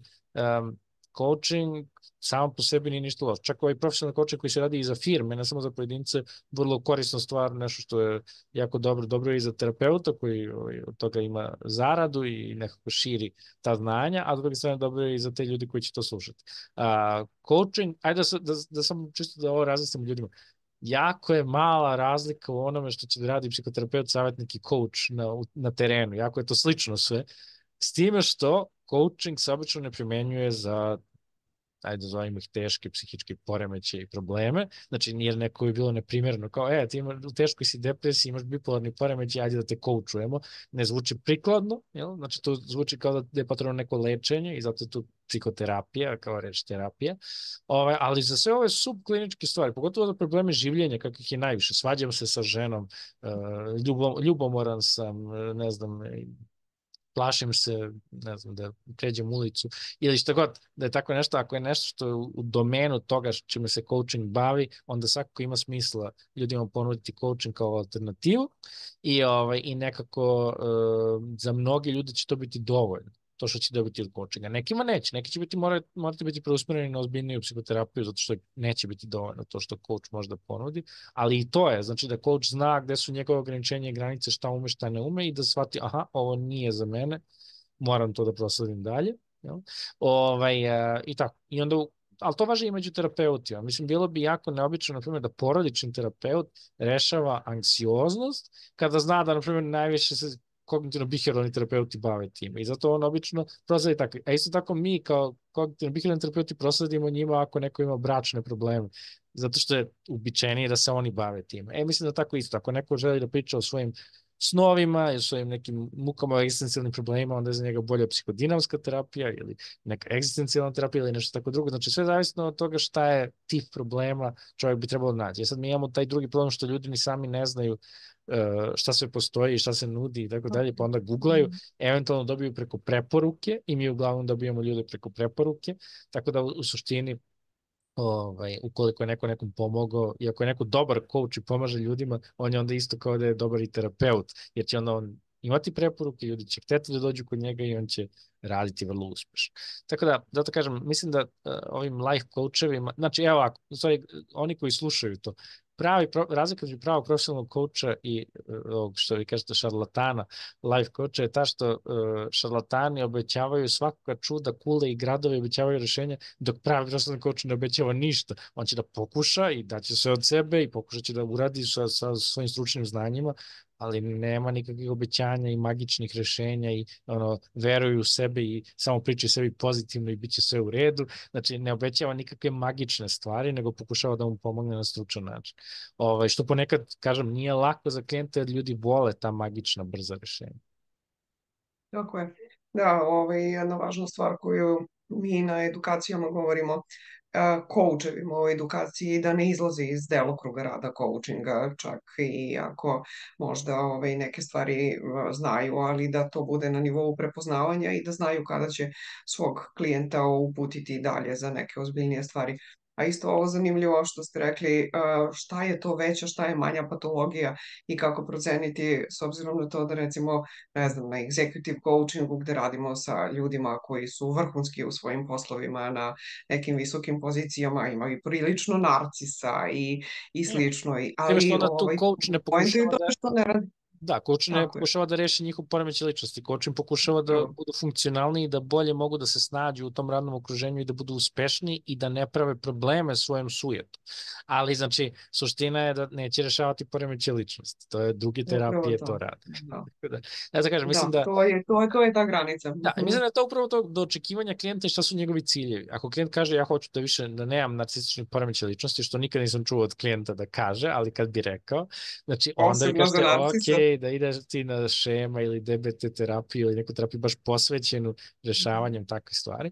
Ali znači ako neko kaže ja hoću da budem na poslu uspešniji, hoću da me kolege više poštuju, hoću da imam bolje odnose, hoću da neko se zauzme za sebe, hoću da više nemam tremu kad držim prezentaciju, to je nešto što bi coach mogao da uradi. Zato što je to baš u okviru njegove oblasti. Sad ste između ostalog rekli da pratite šta ljudi pišu po društvenim mrežama, šta je ono, ajde opet da tako kažem, šta je najveći prekršaj koji ste videli? Eto, pomenuli ste slikanje sa klijentima, ali nešto što je onako Pa baš zaslužilo najčešće, pažnju. da, video sam razne stvari od nekih TikTokova gde su terapeutkinje oskudno obučene do ne znam, video sam situacije da ljudi pišu samo hvalospeve sami o sebi, a onda najčešći, ako pitate za najčešće je da ljudi stavljaju neki oblik, to je neki oblik reklame, stavljaju izjave svojih klijenata o tome kako su oni uspešni. Jel? Što nije primereno situaciji, znači uspešnost takvih poduhvata se govori na kongresima, ne govori se javnosti. Znači, o javnosti mi ne obećavamo ništa, ne kažemo da ćemo dobro, mi kažemo mi se bavimo time, možda ta terapija se pokazala kao efikasna za to, za te vrste problema, ali to ne znači da sam ja efikasan, to znači da je ta terapija dobra. Znači, nikad ne hvalimo sebe i ne treba smo mi dobri, nego možemo da pomenemo da ta terapija se pokazala dobra, ta istraživanja pokazuju to, to je u redu. Ali, znači, nikada ne hvalimo sebe. Sad, nažalost, ljudi to preokrenu, pa sad, pošto to nema dobre kontrole, zato što ta zabrana reklamiranja važi za sredstva javnog informisanja, znači, novine, radio, televizija, billboardi, ali ne važi za lični Instagram profil, ne važi za TikTok, ne važi za sajt i onda, pošto to ne važi, onda ljudi svašta to stavljaju i pišu, tako da najčešće ćete moći vidjeti takve stvari, tipa anegdotalni uspeh, tipa ona reklama, možda izgleda čudno, ali mene glava više ne boli, otprilike u tom rangu je to kao, evo, par izjava zadovoljnih kupaca koje je naravno napisao sam terapeut. Dobro, da li to znači da uz dozvolu klijenta ne bi ni terapeut ni coach smeo da stavlja neki testimonijal ili je to On bi ok? to mogao, Kako nego je se sad? to... Ne kažem da ne bi mogao, zato što zakon ne predviđa da to on ne sme da uradi. Poenta je u tome što će tako možda naškoditi sam sebi, jer će ga ljudi gledati kao, eto, radi šarlatanske poteze da bi on povećao svoj... Znači, iz tog razloga to nije dobro. On može da kaže ovako, na primjer, radio sam istraživanje, sam sproveo na svojim klijentima i, znači, upotrebio sam različite upitnike i pokazao se uspeh, na primjer, od prve seanse do 10. seanse, napredak u to, inače, evo, objavljujem na svom sajtu te neke rezultate do koji sam došao, to je bilo prikladno, to čak obaveštava i javnost o uspešnosti metoda ili nečeg tako, znači to je korisno da se čuje, znači pravi rezultati, čak i možda nisu savršeni, možda nešto pokazuje i da nije sve bilo kako treba, ali da ima uspeha tu, a nema uspeha tu i tako dalje, znači pogotovo kada je tako transparentno i otvoreno, čak i ako si iskren da nešto možda i nije dobro, onda ti ljudi veruju, onda ljudi kažu aha, znači dobro, on je sproveo to istraživanje kako treba, stručno i tako dalje, i na taj način ti možda pokazuješ to. Druge stvari koje bi mogle da budu, mislim da bi ljudi na te svoje društvene mreže i profesionalne profile na Facebooku, na Instagramu, na sajtu, ne bi trebalo da stavljaju testimonijale, nego bi trebalo da oni pišu neke tekstove o stvarima i da se onda tu vidi njihova stručnost, pogotovo ako je to napisano tako da narod možda razume. Neki ljudi, nažalost, koriste suviše stručan jezik, pa onda ljudi ne znaju ni šta je tu napisano, ali znači, ako neko ume to dobro da prenese pitko, sažeto, kako ljudi danas imaju smanjen opseg pažnje, pa mogu da pročitaju ovoliko, a ne znam kakve tekstove, znači ako neko ume da napiše takav tekst, onda je to korisno i tako se širi, tako se ljudi informišu o različitim stvarima, da budu upoznati sa emocijama, psihičkim problemima i tako dalje, to je korisno. Mislim da to treba da bude i u osnovnoj školi, predmet. Ali nažalost nema. Ali znači u suštini takva vrsta propagande, ajde zdravstvene propagande ćemo da je zovemo, je korisna stvar. I mislim da kroz tu može coach, terapeut, savjetnik da pokaže svoje stručnosti i da dobro to radi i da ima neke ideje, da može nešto da podeli s narodom, možda čak i da napravi neke YouTube klipove i da priča o tim temama i tako dalje. I onda tu može, u tom smislu, znači, na osnovu pitanja, komentara da da neke odgovore ljudima i da da neke savete i tako dalje, onda će ljudi vidjeti kako on stručan i kako on pomaže, kako on što je njemu reklama. A nije reklama da napiše, ovaj rekao to i to, a nemamo nikakve dokaze da je on stvarno to rekao. I onda to izgleda kao neka, onako, ajde da kažemo, ne znam kako bi to nazvao, ali loš oblik reklame, koji samo može da našteti najviše samom pomagaču. Self-marketing na neetičan način i postoji, dakle, ne bih rekao na neetičan, rekao bi na neki netaktičan način. To je netaktičan način, pre svega da će doživjeti osudu svoje zajednice, koji će mu reći pa što to radiš, a drugo i sami klijenti kad to vide mogu da pomisle, pogotovo ako su obrazovani, da kažu vidi ovaj sam sebe, svako svog konja hvali. Znači i onda to nekako izgleda tako, ali zato kažem, moguće je napraviti nešto drugo što bi bilo korisnije, a ne te izjave ljudi. Jer te izjave ništa ne znači. Da, izširi narodne mase. Čak i da ti nađeš 6 kojima si pomogao, šta to znači ako nisi pomogao njih 500, a 6 si pomogao? Ok, jesi pomogao 6, ali šta je s ovim ostalima? Znači, ne znači ništa za konkretan slučaj, jer ti ne možeš da primenjuješ statistiku tu tako. Nekome možeš da pomogneš, nekome ne možeš, a najcrnji element u tome što najvažnije pravilo, onaj vic u psihologiji, koliko treba psihologa da se promeni sijalica, mora sijalica da želi da se promeni. Znači, što je najcrnje ne zavisi od nas, nego zavisi od klijenta. I onda koliko god da smo mi dobri, da smo najbolji terapeuti na svetu, da imamo konzilijum terapeuta iza sebe, opet možemo da ne pomognemo klijentu ukoliko on nije motivisan da sam pomogne sebi. Tako da, mislim da u tom smislu mi treba, i druga stvar, mislim, evo, zašto nije dobra ta reklama? Evo, da ću vam najbolji primjer.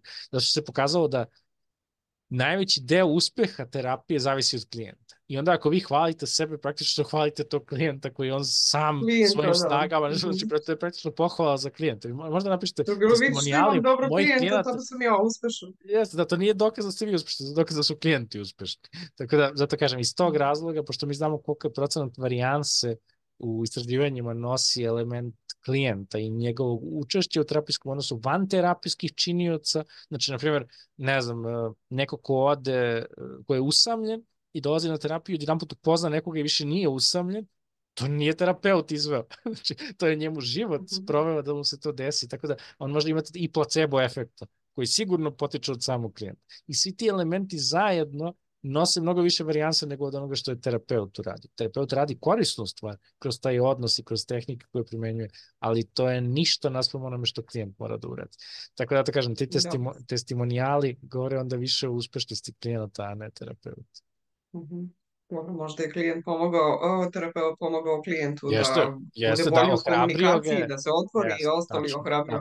Ima puno mogućnosti, kao što ste rekli, možemo pomoći na različite načine. To me sad opet podsjeti na priču opet po društvenim mrežama, davanje dijagnoza, ocenjivanje trećih strana na koje je isto. Ako se to radi s javnim ličnostima, to je strogo zabranjeno. Znači, niko ko je poznat javnosti ne smije biti javno, znači, čak i da ste vi lično radili dijagnostički testove na tom osobu, tek tada, naravno, zbog pojedivosti ne bi smeli da radite. A kamoli kada možda niste ni pričali s tom osobom da vi dajete neku dijagnozu nekom političaru ili nekom sportisti ili pevaču, to je strogo zabranjeno. Zato što je poznat javnost i mi to ne smemo da radimo. Da. Samo da se vratim na još jedno pitanje, to mi je ostalo malo pre sam htjela da pitam, pa sam negde odlutala. Oni klijenti koji menjaju terapeute i kad dođe kod nas na terapiju, da ne bude ono, ako ti ovo radio kao kod majstora, kad dođete, da li mi imamo pravo da pitamo nešto vezano za tog prethodnog terapeuta, odnosno za prethodnu terapiju, koliko smemo da se Ne, mi informišemo? možemo pitati šta je bilo na tom, da li ste došli zbog istog tog problema sad i kod mene, u tom smislu koji je razlog i kad ste završili tu prošlu terapiju, koja je to terapija bila, čisto da bi se informisali. A ako tad saznamo o etičkom prekršaju kolege, pa da je zato napustio, to je sad nova dilema za nas. Ali, znači, u principu, mi pitamo, možemo da pitamo, pa šta ste uspeli da posegnete s tim terapeutom, do čega ste došli, kakve pomake ste videli kod sebe, često da videli u kom pravcu treba to nastaviti i šta mu je pomoglo, šta mu nije pomoglo, jer taj prethodni kolega je nešto možda uradio dobro. Iz tog razloga dobro je saznati te informacije. Ok. Recite mi evo još jedno pitanje vezano za politiku plaćanja i slično. Mi često kažemo psihoterapija ne treba da bude besplatna. Evo, da objasnimo, znam da ove mlađe kolege često imaju problem i ustručavaju se da kažu cenu. Koja bi vaša preporuka bila, opet s obzirom na ta neka etička pravila, kako klijent može da doživi to je ova terapija je besplatna? Jasno. Pa pazite, evo ovako, znači ponekada se terapija, kada je neko socijalno ugrožen ili kada nema uslove i tako dalje, mi možemo nekome pokloniti besplatne seanse. To je skroz u redu. Mi možemo pružiti, na primjer, za Svetski dan kognitivno-bihevioralne terapije 7. aprila, mi obično pružamo te nedelje bar jednu besplatnu seansu u ime proslave tog dana, znači klijentima. Tako da na neki način da prosto i klijenti to oseti i onda se malo pročuje o tom danu, tako popularizujemo to. Tako da u suštini, znači, može da bude, ponekad to radi, ali praksa je uglavnom da se to naplaćuje, pre svega da bi klijenti cenili tu uslugu, da bi cenili tih 45 minuta, 50 koliko već dolaze na seansu, da bi taj svaki minut bio dobro iskorišten, zato je vreme i ograničeno, jel? Da bi oni to vreme iskoristili kako treba. I druga stvar, zato što je od toga terapeuti žive. I onda taj novac im je potreban da bi oni plaćali svoje račune. Oni tu troše svoje vreme, svoju energiju da pomognu drugima. To je iscrpljujući posao ponekad, to nije uvek lak posao. Znači, i onda praktično ukoliko taj terapeut ne bi cenio sebe, kako onda da očekuje da ga cene klijent. Znači, on mora da naplaćuje te usluge, pre svega da ne bi ostalim terapeutima narušavao sam posao. Ali to ne znači, opet ponavljam, to ne znači da ne mogu da se nekad pruže pod određenim okolnostima besplatne usluge. Pogotovo ako je terapeut zaboravio novčanik, klijent zaboravio novčanik, logično da terapeut neće da ga tera da se vrati kući po novčanik. Znači, možemo mu platiti sledeći put, može da se nekako dogovore za neki sistem otplate, a što se tiče, može da mu bude prosto i oprošteno, da ne mora da plati. Pogotovo, kažem, za socijalno ugroženo stanovništvo, isto kao državna služba što pruža besplatne usluge za nešto što ne bi mogao i privatni terapeut. Jasno. Pitanje odgovornosti klijenta samo koji dolazi na terapiju, odgovornost terapeuta isto je nešto važno kad se već to plaća. Mi odgovornost imamo prema sebi. Do sada smo više pričali o odgovornosti koju imamo prema klijentima, prema pravilnicima i slično, a prema sebi? Pa možda je to i najvažnija odgovornost, zato što ako ne pomažeš sebi, kako ćeš da pomogneš drugome, jel? Danas ima ne možeš lepo da vuče sam sebe.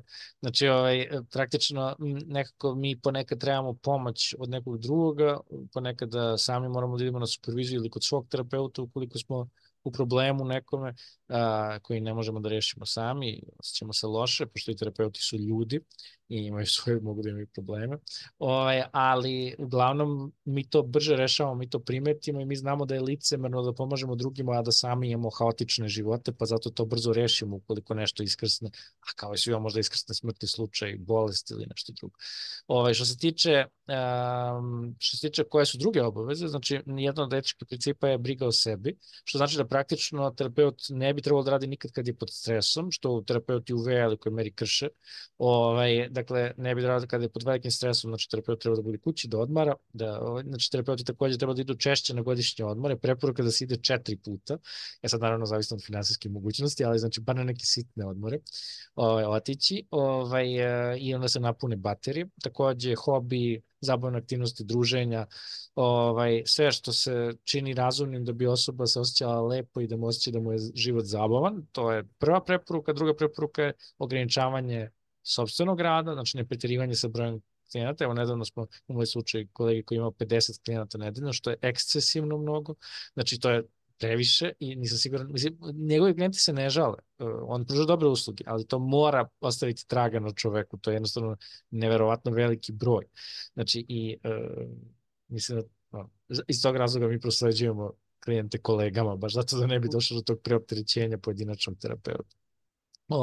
Tako da, znači, ograničavanje sopstvenog posla, vođenje računa o tome da vodimo zdrav i zabavan život, zabavan je ključno, i da nekako da imamo socijalnu podršku i podršku kolega s kojima možemo u intervizijama, u supervizijama i tako dalje da dobijemo podršku ukoliko, pogotovo ako imamo teške slučajeve i ukoliko smo nekako iscrpljeni od našeg rada. Baš zato da ne bi otišli u sagorevanje ili neku sekundarnu vikarijsku traumatizaciju zbog stvari koje slušamo, jer nekad slušamo jako teške priče. Tako je, da. Ako se dobro sećam, Rogers je rekao psihoterapija je pre svega susret čoveka sa čovekom, tako da sve to što mi o čemu vodimo računa vezano za klijenta trebalo bi da povedemo računa i o sebi, mada smo mi kao pripadnici pomažućih delatnosti vrlo skloni sagorevanju i ostalo. Evo, Nikola, za kraj, ili imate nešto što biste poručili kolegama, posebno ovim mlađim vezano za ovu današnju temu? Da, pa evo, najbolja poruka je sledeća. Znači, ako želite da dobro obavite posao u pomagačkim delatnostima, etika je nužni element toga, zato što ukoliko se nešto radi neetički, onda to više neće biti pomagačka profesija, nego nepomagačka profesija. To je pod jedan. Pod dva, znači, da biste dobro ovladali etičkim pravilima, morate ići na neku vrstu kontinuirane edukacije do kraja života, jer stvari će se menjati. Ko zna kako ćemo imati terapiju budućnosti sa virtualnom realnošću, sa AI sistemima, ko zna kako će sam proces izgledati i šta ćemo sve imati kao neku vrstu pripomoći u tome, mada ja verujem, za razliku od ovoga što se mnogi ljudi plaše da će im veštačka inteligencija uzeti posao, to će biti jako teško kod nas, zato što vole taj kontakt lice na lice sa drugom osobom. Čak im je ponekad teško da online rade, zato što žele uživo taj kontakt. Tako da, znači, praktično moramo da savladamo nove tehnologije, moramo da pratimo kako se stvari razvijaju, moramo da budemo nekako stalno uključeni u to. I druga stvar, menjaju se stvari. Terapija ide ka nekoj vrsti integracije i da svako zna, znači možda će na kraju više neće biti škola terapije, nego će biti samo jedna psihoterapija i onda samo ćeš znati šta za koji poremećaj da radiš, šta treba da primenjuješ i tako dalje. Znači, ko zna kako će to izgledati jednog dana. Ono što znamo sada je da postoji to neko približavanje i da nekako generalno bolje postoji saradnja sve veće i veće između pripadnika različitih vrsta terapije i oblasti u okviru terapije. Ono što, kada je u pitanju etika, znači jedan deo je stvarno da smo dužni da pomažemo mlađim kolegama i da ih podučavamo i da im damo savete, ono što mi znamo, onda kada ne znamo da konsultujemo ljude koji znaju. Znači, mislim da je to prvi savet je potražite pomoć i pitanje, kad god ste u dilemi, ako niste sigurni šta treba uraditi, pitajte. Znači, postoji za psihologe odbor za etička pitanja koje daje takve odgovore, Lekarska komora takođe odgovara na takve pitanja, možda ne baš revnosno i odmah, ali odgovara. Znači, prema tome, u principu, dakle, moguće je dobiti pomoć i savet od ljudi koji se bave etikom, pre svega je to od mene, slobodno možete me naći, svi mogu da nađu moj mail na sajtu fakulteta, tako da definitivno možete mi pisati. A ono što se tiče samog sprovođenja etike u praksi, poslednja poruka je ne postoji terapeut koji nije napravio etički prekršaj. Da, najčešće slučajno. Zato što se zanese, zato što uradi nešto pogrešno, na primjer, jedan od najčešćih prekršaja slučajno pomenemo nešto što je neki drugi klijent uradio i tako dalje. I sad nije problem samo što nemamo dozvolu da to podelimo, nego zato što onda klijent kaže, aha, znači priča o drugim klijentima, znači pričat će i o meni. Znači, tako da ljudi se zanesu, ljudi naprave prekršaje, sitne prelaske granica, prosto da znate da je nemoguće biti savršeni terapeut i da prosto kao početnik veća je šansa da napravite neku neku sitnu glupost, ali, znači, da vremenom i ako budete slušali edukacije i ako se ozbiljno pozabavite time da vam praksa bude etična, pročitate kodeks, šansa za to se jako smanjuje i ja mislim da ćete biti uspešni pomagači. Super, hvala vam puno. Ja se nadam, evo, za one koji nisu pročitali etički kodeks, da će ovo biti dobar poziv da to urade i da ozbiljno uzmu u razmatranje bavljenje i tom etičkom stranom svog posla. Hvala vam puno na ovom razgovoru i evo vidjet ćemo koliko će biti komentara i da li će vas kolege zatrpati mailovima pošto ste pozvali da vam se jave. Hvala puno i evo, ovo je bio još jedan razgovor u okviru aktivnosti Udruženja za psihoterapiju, savjetovanje i coaching, gde mi radimo upravo na tome da promovišemo ove pomagačke delatnosti, ali na onaj jedan ispravan način, a etika je tu definitivno nezaobilazna stvar koja pomaže da se na pravi način i obavljaju ove delatnosti i da se veruje na kraju krajeva ljudima koji se bave time. Hvala puno na pažnji. Hvala vama na pozivu.